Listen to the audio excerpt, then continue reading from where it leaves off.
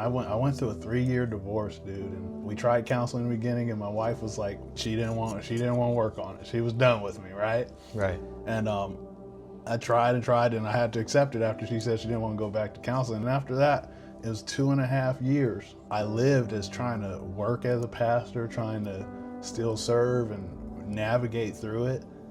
And like, there's probably 3 elders over me who I called pastor. I wasn't checked in on, man. And when I say I wasn't, like zero. I had 0% check-in, and it hurt to not be reached out to. Yeah. And like, that's who you're calling pastor, but that's partly on me, because I'm looking up to the title. I'm looking up, this was a pastor of the mega church. So I'm putting a pedestal there where God showed there were people who did check in. So that's partly for me not valuing the opinion and the check-ins of the people who did. Yeah. And longing for the check-in of that pastor. That's why I'm scared of that word, because it makes you miss God sometimes. And that's why it's also a heavy calling to you pastors. Like, if I hear from a child that they were longing for me to send that text or call, and I just didn't do it, or I didn't walk up to them that day when they were really going through it, it would eat me up inside. And that's why that calling of pastor is just heavy. That calling is heavy, because I do know my former pastor is a good dude. Yeah. And if he knew I was longing,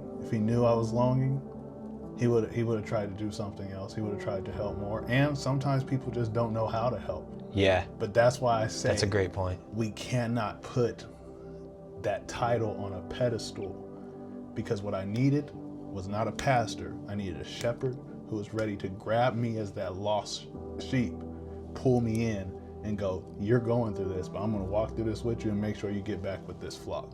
Yes. Make sure you get this together. I just learned so much through going through that. And that's why I, again, don't want to throw shade, because it made me view things different.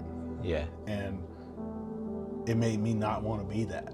This is why post-pastoral, I'm communicating a little more, and I'm trying to be open about my feelings, and so I can relate and know how other people are feeling, be able to check in on them, because I came from a spot of the hardest years of my life and not being checked in on, and still just trying to serve through it.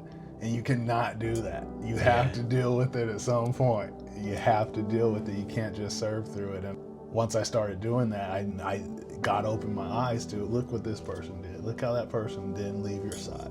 Look how that person made sure they checked in on you. Look how that person made sure you didn't go crazy. And I look up to those people who probably don't see themselves as shepherds. In that season for me, they were.